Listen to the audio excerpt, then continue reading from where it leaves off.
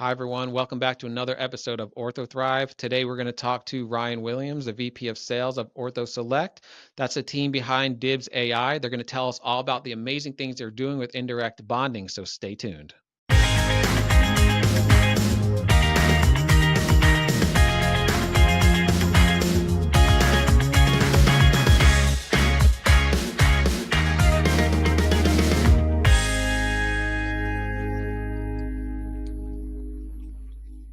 Ryan, why don't you start off telling us about your role with Ortho Select and how you got involved with DIBS AI? Yeah, happy to. Thanks for the opportunity. So, my name is Ryan Williams. My role at DIBS AI is I'm in charge of anything customer facing.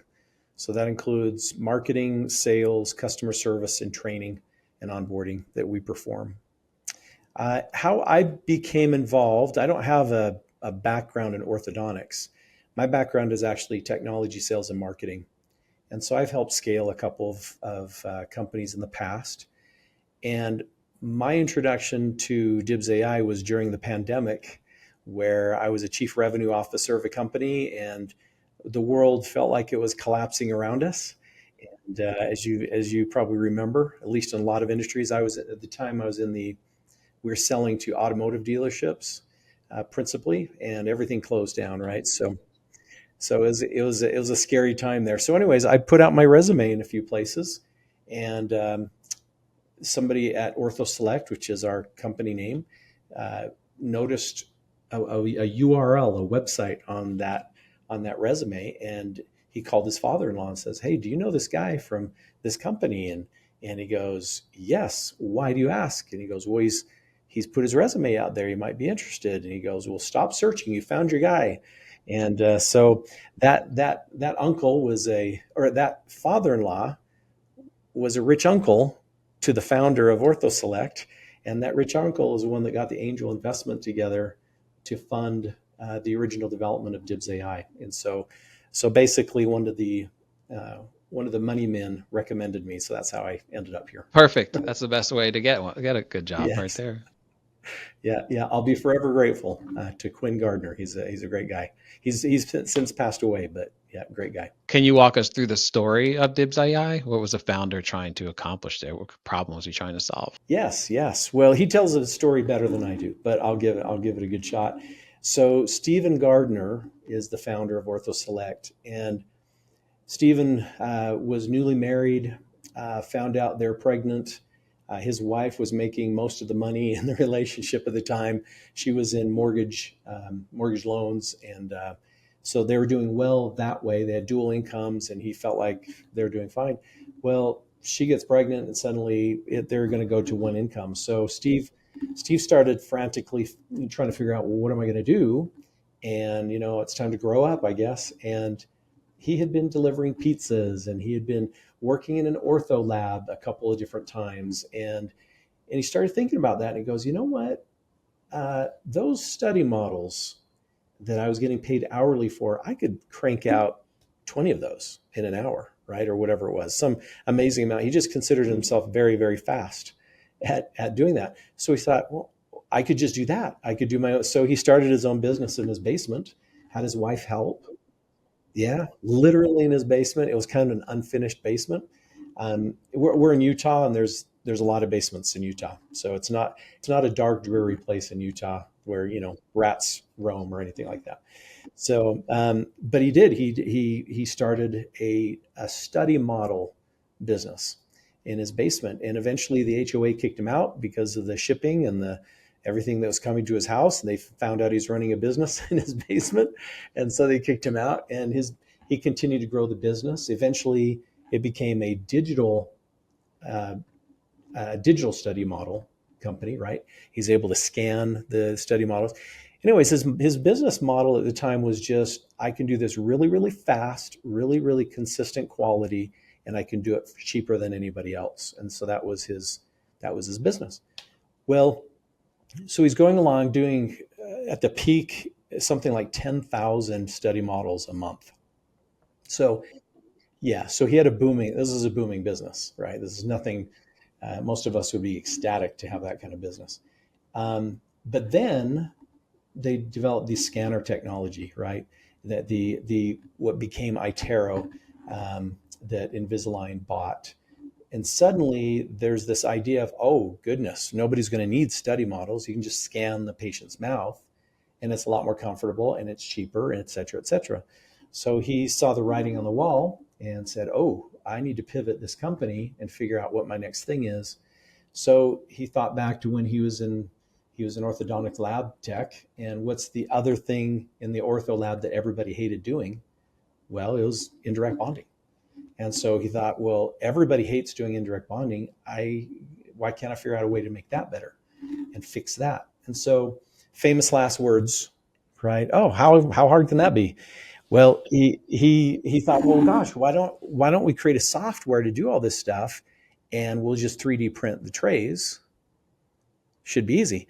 Well, so that was like 10 years ago, and it wasn't until about 3.5, 4 years ago that the technology of that happy combination of material science and printer resolution came around, that you could actually produce a tray to deliver the brackets, a transfer tray. Only 3 to 4 years ago? Yeah.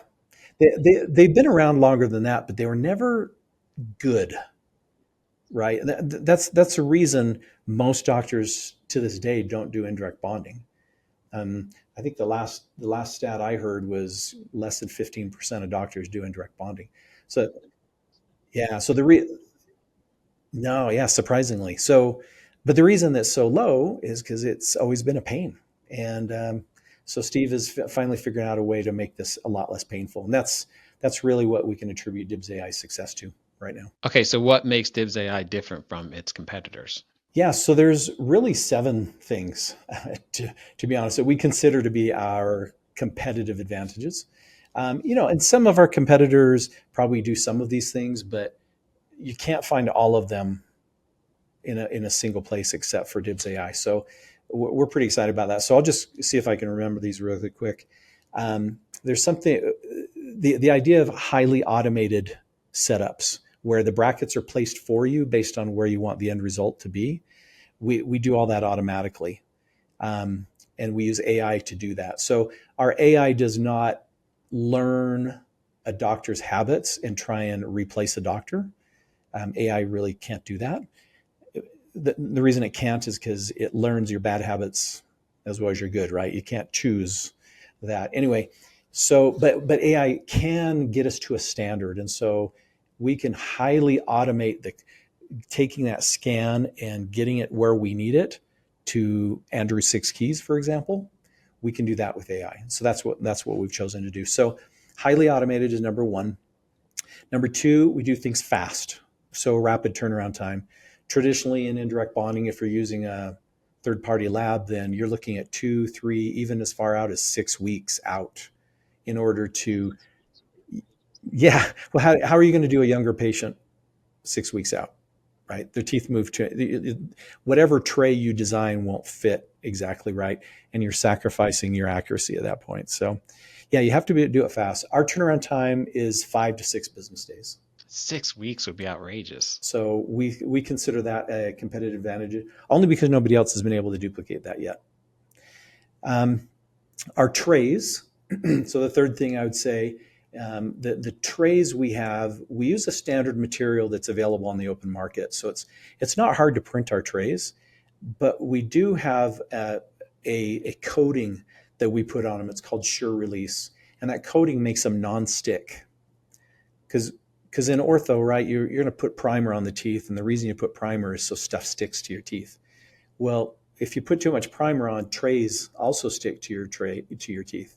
So the Sure Release eliminated that issue for us. That's a big deal. That would be very uncomfortable. Yeah, what that means is that if your tray sticks, then it tears. When you remove it, you have to take it off in chunks, and nobody wants that experience.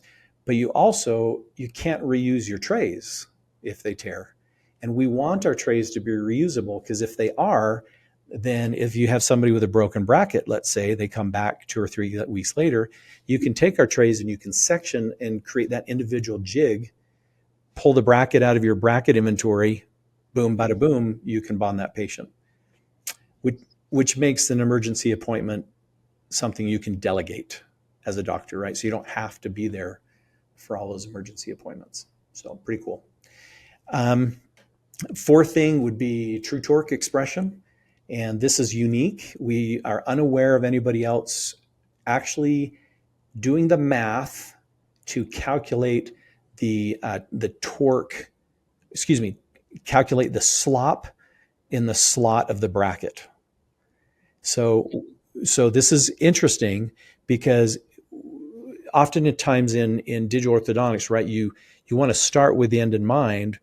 Well, that end in mind may or may not be true depending on how good your simulations are, right? And the reality is most of the simulations aren't absolutely true, including ours, right? Ours is, it's not perfect, but ours is better than anybody else's because we actually took the time to calculate the slop in the slot. So we need to know the arch wire. We already know the morphology of the tooth. We have a digital scan of every single bracket. So we can do the math to calculate when that wire is going to engage and produce torque to move that tooth. We do support in-office printing.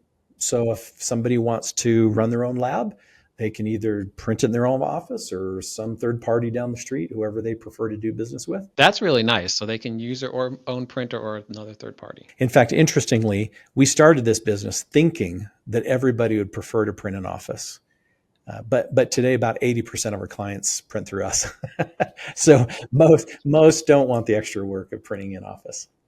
But some do, and they're looking for, and it makes complete sense if they're trying to do, a same day start or next day start, that sort of thing. So it makes sense that way. One of the other competitive advantages we have is we allow doctors to take their existing bracket prescription. They don't have to change, but we can customize their existing bracket prescription. So with stock brackets, you get custom without paying for custom brackets.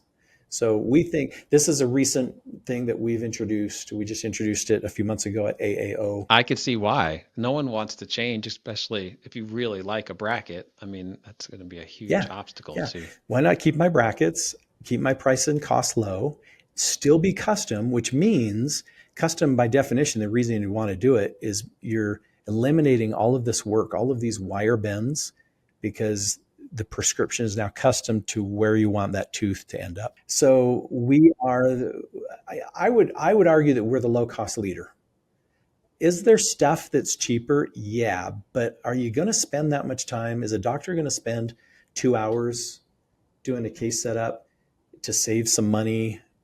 That seems like that doesn't make sense. So there are options out there that are extremely manual, even including old school IDB. But nobody wants to do that. Nobody makes money doing that. So we're the low cost leader, especially to the level that we've automated and made things simple. I think that appeals to most doctors. It's amazing that you could be the low cost leader and have all these other differentiators at the same time. Yeah. Well, that speaks to our team, specifically Steve Gardner, who really runs the product development side of what we do. And he's huge into AI and using AI to be as efficient as we can in our product development. And hats off to him for that. All right. So what kind of orthodontic practice is the really good fit for you? Typically, we solve problems, right? The typical problems we're solving for orthodontists is efficiency related. Usually most people say, hey, Ryan, I just want to be efficient. That's why I'm looking at you today. And efficient means maybe one of two things or both. Efficiency is usually chair time overall, but there's two kinds, right? There's chair time during the bonding appointment, and then there's chair time over the course of treatment. And so we contribute to reduce chair time at both of those. So a bonding appointment industry-wide is probably 90 minutes on average for an upper, lower, full bonding appointment. And that's chair time. So that's including hygiene and giving away free t-shirts or whatever, right? We take that from 90 minutes to 45 minutes. So cut it in half? We cut it in half. Yeah. So that is the equivalent of an appointment saved in treatment there. And it frees up your schedule so you can see more patients, et cetera, right? The other efficiency piece is on the treatment time, because if we can shorten treatment time, then we eliminate appointments. And so that's also proven to be true. Right now, with the data that we've analyzed from, I don't know how many doctors we're up to now, but we're somewhere between 3 to 4 appointments saved. I think the last stat I saw was 3.61 appointments saved on average. Yeah. So that's usually, we're usually dealing with doctors that efficiency is a priority. And if they're worried about efficiency, that means they're a little short on time, which means they're probably a busier practice. They might have multiple locations, which creates a whole nother level of complication with multiple doctors and associate doctors, everybody placing brackets in crazy locations. We can provide a lot of consistency in bracket placement if you're sharing patients between doctors, things like that. Staffing issues usually is a big issue. Since COVID, it feels like nobody can get enough good people and then keep them. And so we basically lower the bar as far as training to have somebody be able to bond for a doctor. And so that is usually a big driver as well. What would you say doctors, orthodontists love the most about DIBS AI? Orthodontists like the low price. Yeah, that makes sense. It's a good, straightforward answer. They do. Let's be honest, right? The other that's when they first sign up with us, right? Everybody's trying to be wise with their money. What's interesting though is once we have doctors engage with DIBS AI, we never hear about price again, right? Well, because I think their attitude changes. Instead of looking at us like, oh, yet another expense for my business, their attitude shifts like, holy cow, this is an investment and this is my return on investment, right? So if you look at it from an ROI, if you're faced with spending $5 to get a 300% return or $15 to get a 400% return, you're going to spend more money every day of the week to get a better return. So I think that's what happens in their minds a little bit. You mentioned the software places these brackets automatically. How much of this is AI driven? Yeah, so it's all realistically, it's about 80-90% AI driven. So what the software does is it positions the teeth in Andrew's 6 keys, and based on that tooth location, then it kind of reverse engineers from there and puts the bracket in just the right spot to get the tooth there. And that is all done via AI. But before you can even get to that point, you have to clean up the model. You have to identify what teeth are, where the gum line is, what the long axis is, what the marginal ridge is, what the occlusal edge is, all of those things, right? So there's AI throughout that process doing all of that. For a human, that would be mind-numbing, repetitive tasks of clicking and clicking. And that's how you used to do it, actually.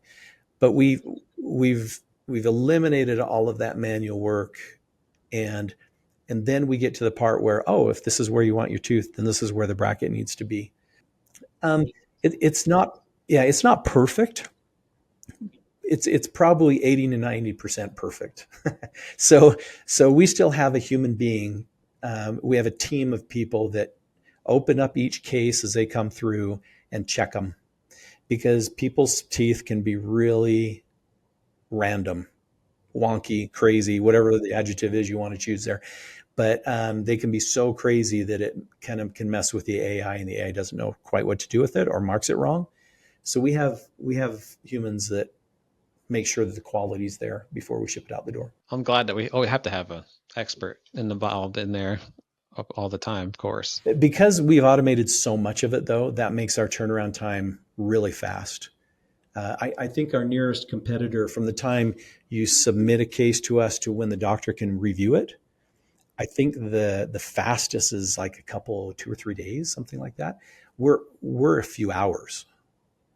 I mean, we guarantee it in less than 24 hours worldwide with all of the different time zones.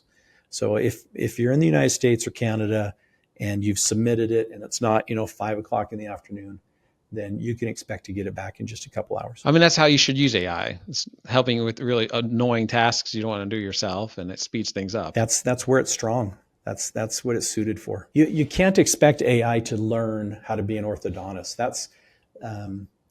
That's called generative AI. It just takes an immense amount of data for generative AI to begin learning and seeing trends. Give me a doctor that has done a few thousand cases or 10,000 cases or whatever the threshold is for AI to start learning them, right?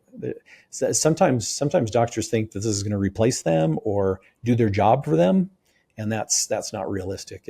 It just would take too much data, too much time to get there. Maybe sometime in the future it can start finding trends, but then you have to train it on which trends you want it to follow and which ones you want it to ignore. And there's not a near future where DIBS AI is going to replace orthodontists. So orthodontists out there, your future is secure, your education was worthwhile. That was a smart investment. Absolutely.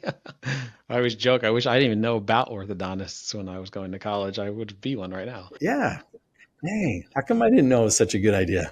Oh, so you talked about how doctors can bring their own brackets. How does that flexibility help them? Yeah. So doctors, I've learned since I've been in the industry, asking a doctor to change their bracket prescription is sort of like asking them to change their religion. It's a big ask, right? It's like a change of way of life almost. So yeah, one of our competitive advantages is that we actually configure our DIBS AI platform around the doctor's preferred prescription. So they don't have to change. And sometimes doctors actually they can visually see the effect of their prescription in DIBS AI, and they actually will modify their prescription a little bit. It's interesting. Usually it's in the molars with the amount of torque and stuff on the molars. Usually sometimes they go, oh, you know what? I'm going to change that prescription a little bit. I can see what that's doing better than I could see it before. So, but it's cool. It takes work. It's hard to adapt your software to the possibilities of bracket options are almost endless, right? Because we get doctors that send us brackets they bought on eBay from somewhere in the Far East, right? Who knows where these brackets came from or how good they are, and we have to configure our platform for those.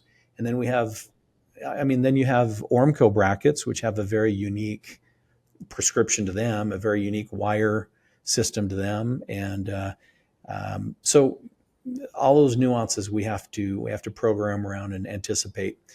And then it's almost like another business in our business, because when people submit a case to DIBS AI, we send them the little trays with brackets inserted, right? So that's a tricky thing, because where are we getting those brackets from, right? So every doctor has their own prescription. We have bracket reps sending us brackets. We inventory those brackets. They are the doctor's inventory, but they happen to be at our lab. And as their cases come through, Oh, you're almost acting like a fulfillment center at the same time. yeah, that's a good way to say it. Yeah, which is tricky because everybody has their own inventory. Every single doctor. Yeah, that would be a entirely different business. I mean, that's a whole department of Amazon. Wow. Okay. Yeah, and it's hard to have high quality, right? Like right now, we're shipping between 6,000 to 7,000 cases a month, right? So as we're processing those, as you can imagine, the quality control to make sure that we're putting brackets in upside right, right, and not upside down, and by accident, because we're still doing that with humans. It's not like we have robots, magically doing that for us. So mistakes happen, but we're actually still pretty good at it. All right, let's talk about your latest innovation signature series. What is it? How is it a game changer in your opinion? Over the last 3 or 4 years, really, there's been a big push towards customization. That's why you've seen folks like KL Owen and Lightforce kind of blossom.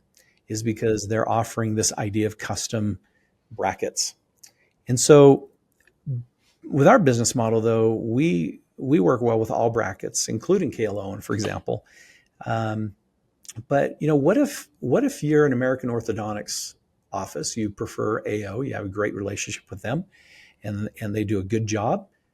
What if you want to be able to customize and reduce your wire bends with their brackets? Well, that's where we come in. We're literally able to take your existing bracket prescription and customize them. All right, so how do you do that? So this goes back to that idea of our technology where we're calculating the slop in the slot. Okay, so because we can do that, it kind of creates this chain of events. Because we can calculate the slop in the slot, then we can now forecast a wire bend. In fact, not only forecast wire bend, but forecast the percentage bend required. And if we know that, then what if we have the surface? What if this is the surface of the tooth, right? And you have your bracket pad. Normally, it'd be like this. But if you're going to have a wire bend on this bracket, what if we created a gap and we could eliminate a wire bend, right? So what we're doing in the software, our software allows you to create a gap like that between the pad and the surface of the tooth. With that gap, then we can fill that gap with adhesive. And that's what people often refer to as custom bases. And it's not new. Like custom bases have been around since IDB was invented in like 1972. So it's not a new concept, but the fact that we can measure exactly how big that gap should be, that's pretty cool. And so now we have the ability to customize. So we can customize, torque, we can customize rotation, we can customize in and out with these options. So that's what the Signature Series is that ability to customize prescriptions. There's really 3 elements of customization to our Signature Series service. That is, the first one is we learn the doctor's preferences. So instead of a doctor getting a case and going, oh, I prefer a smile arc, or in this scenario, I want a little curve of speed or whatever. We know that, and we'll set that up for them. So we'll do that work for them. In addition to that, we can customize their bracket prescription. And this fall, in fall of 2025, we will be able to also create those custom bases for them. So the tray will actually arrive, and the bracket pads will already be customized to that bracket or to the desired prescription. Do you think this is going to affect chair time at all? It is, because I think everybody would agree universally that customizing the bracket prescription reduces treatment time. And what we're doing is we are doing that in another way for 2 major benefits. One is a doctor doesn't have to change their bracket prescription, and they can do it at a fraction of the price. We're very excited about Signature Series. We think that's a game changer, actually. So we're excited to roll that out. It's a lot of work. We'll roll it out the rest of this year to our existing doctors first. Oh, that makes sense. So it'll be done, would you say the beginning of next quarter, first quarter, second quarter? We've already started. So right now we're sitting early June or mid-June. We've already started. We've got several doctors that were early beta testers. They continue to be on it. And then I think we brought we're in the process of bringing another 5 on right now. All right. So what do you think your biggest driver for growth is? How are you guys getting this to new orthodontists? We believe our biggest drivers of growth are twofold. One is this idea of custom, right? So that's why that's why we think it's a game changer. Nobody's been able to do this at scale. We think we can do it. And we're really, really excited about customizing bracket prescriptions. The second driver, we believe, is the words we hear from doctors are predictability and control, right? That's what they're looking for when they peek into the future and they see that end result. They want predictability and control. So what we're working on in our development now for the rest of this year will be a lot of focus on biomechanics because if we can understand the biomechanics, the math behind the biomechanics, then our models can be more accurate, and that will give that predictability and control to the doctors. So we're excited about that. That's where we're pouring our development dollar into biomechanics. So what that means, like in real terms, right? In real terms, like right now, if you look at an animation in our software, it animates tooth movement, but it kind of skips some steps, right? It's not real, right? It's kind of okay. Okay, that could probably happen. But with biomechanics, we will be able to say, we'll be able to have a timeline, right? You could drag that timeline and go, all right, if I want those molars, if I'm expecting that 7 or 6 to come down that far, when will that happen realistically? And whether you're torquing on a tooth or in and out or extruding or intruding or in and out, if you're rotating a tooth, depending on the tooth and the root structure and the bone density, right? It affects the time it takes to move those. Oh, and the forces of your wire. There's all these variables, and it's mathematically extremely challenging. We're so excited about it. It's gonna be our moat number 8 or whatever, that we'll be able to brag about. So we're really excited. We think that'll drive growth. All right, what about onboarding? What is the onboarding process like? How do you make sure the team is following the bonding protocols that you have? Yeah. So when we started, we did all of our onboarding online, and it was a disaster because I mean, we didn't know, and we didn't have the resources to do anything different. So we did what we could with what we had. Uh, but we've since learned that people don't follow protocols they learn over Zoom. So, and there are people that have, in their defense, but the majority didn't very well. So we have changed our onboarding process. The focus of our onboarding process is an on-site training. So we literally fly one of our trainers from our Salt Lake City headquarters, where I'm located, and we fly him to the doctor's office, and we train them.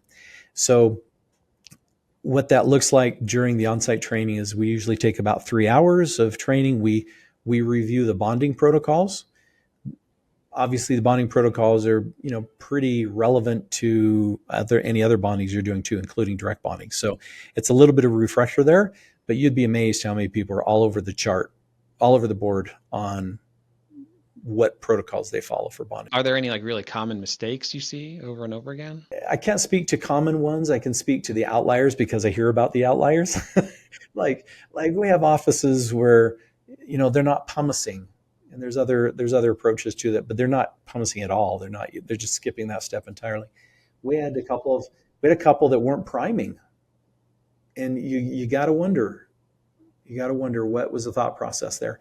So anyways, we try and get everybody on the same page and create that baseline so everybody's consistently following, and then we add to that the indirect bonding piece, and we have them practice with models. We bring models and trays and brackets, and they practice so they can not have excessive flash, and they can get over the learning curve a little bit, because it takes 2 or 3 cases to get over the learning curve realistically.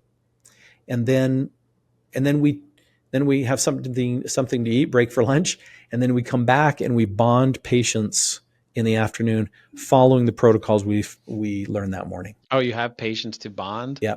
We actually schedule with the office and say, hey, let's do 3 or 4 bondings that afternoon. On all of them are DIBS AI, and because that's where the rubber meets the road, right? If you can lecture all you like, but when you actually see people doing it and mistakes are made, or mistakes aren't made but it doesn't go perfectly, then we can help them recover from that and still have confidence in what they're doing. So that's been huge. That's the end result. Before we get there, we need to train on approvals and how to submit cases. We do this whole setup of their brackets, right? We ask bracket reps to send us bracket inventory, and we configure the platform to that doctor's brackets so they can pick and choose and mix and match their brackets. They can go subgingival, they can invert, they can do all these tricks, smile arcs, and whatever they want to do with the brackets. So we set all that up for them. All right. Are there any case studies or success stories that stick out in your mind? Yeah, there's a few. There's a few. So, I don't, am I okay naming names on this podcast for doctors? It's fine with me. All right. So an interesting case study is Dr. Ed Lynn in Wisconsin. He's pretty well known, and he uses DIBS AI. He has a unique way of using it with his other systems that he has in place, but he does a lot of DIBS AI, and he was an early adopter. I remember having a conversation with him. He had signed up. We had probably released DIBS AI, and I think we were 6 months old at the time. Having a conversation with him, and he was going, "Ryan, you should be doing this and this and this and this and this." And I'm like, "Ed, we've only been open for 6 months. We'll get there. We'll get there." And he's like, "You've only done this. You've only," and he suddenly became the most patient guy with our weaknesses when he realized we had done so much in just 6 months. So yeah, he's a great doctor, great advocate for us. So another example is Brandon Martin. He's located near Sacramento. Another great case study. He's been a big advocate for DIBS AI. He's doing a lot with custom bases, actually. Before we even released our signature series, he's been doing custom bases on his own. And we actually have a podcast one of our study club podcasts on our support website with him kind of showing how he does that. And so that's a cool story as well. And there's one other I'll share with you. I won't share his name because it's a really good story, but I don't want to throw anybody under the bus. So I got a call one day from the from a president of one of the bracket companies, and excuse me, not from the president of the company, but his like national sales director.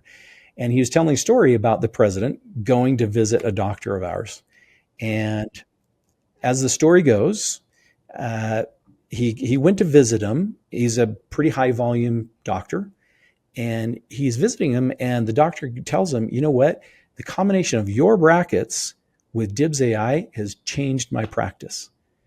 And he's like, "Really? Tell me more."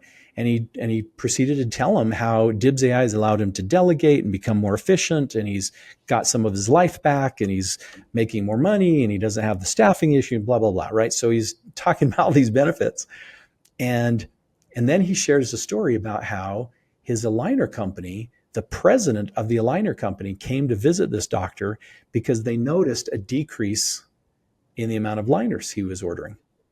And they're going, "What's going on, doctor?" So interestingly enough, this is one of the biggest, there's like the top three aligner companies. It was one of those.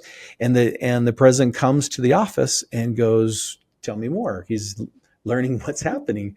And the doctor proceeds to share with them, "Hey, those brackets with DIBS AI, I'm getting more efficient treatment. My patients are finishing faster. I'm getting more predictable returns than I am with the aligners. So I've shifted my business back towards brackets. It used to be much more aligner focused, and now you'd switched back to brackets and wires." And from my perspective, I just adore stories like that. I think that is amazing. And so needless to say, we are on the radar, maybe not in a good way with one of the top aligner companies, but I think it was totally worth it. Yeah, I think it was totally worth it. Are there any new innovations coming down the pipeline that you want to talk about? Yeah, well, I spoke just really briefly about biomechanics, and that is the focus for our investment dollar right now. There are a lot of opportunities with software, and especially where we are. The digital side of orthodontics is moving so quickly. It's a very exciting time. It's a very busy time. It's sometimes hard to prioritize where we should spend our development investment dollar. But biomechanics, we are all in on for this year, and that's hopefully we'll be able to start seeing the results of that as we get into the late fall. All right, Ryan, if someone wants to learn more about DIBS AI, or maybe they're on the fence, where should they go? Yeah, so our website, dibsai.com, you can literally book an appointment there. There's also a demo video if you don't want to interact with one of our sales team yet, but would like to just see a video. You're welcome to request one there, and we'll email you the link. So that's a great way to get started. There's some Q&A and there's other information there on the website, but that's where I would direct you. I would also, invite doctors to ask around. I know that there's chatter on Facebook forums and in personal study clubs where there's a lot of doctors that have had exposure to DIBS AI, and feel free to ask how their experience has been. And we're not perfect, and some doctors have stopped using us, but most, especially since we implemented on-site training, we're right around that 95% retention rate right there for those that experience the on-site training. So, and that started about 1.5 years ago. Great. Ryan, thanks for your time. I learned a ton about this whole part of orthodontics today, so I'm sure doctors will love to hear it. Good. Well, my pleasure. I'm looking forward to hearing about what new innovations in the future. Well, thanks, Richie. I appreciate it. Thank you. I appreciate the opportunity. This has been fun. You got it. Take it easy. Thank you. Take care. To be a guest on our show, or if you have a suggestion for a future show, reach out to us at orthothrive.com. You can reach host Richie Guerzon at richard@orthosalesengine.com. Until next time, thanks for joining us.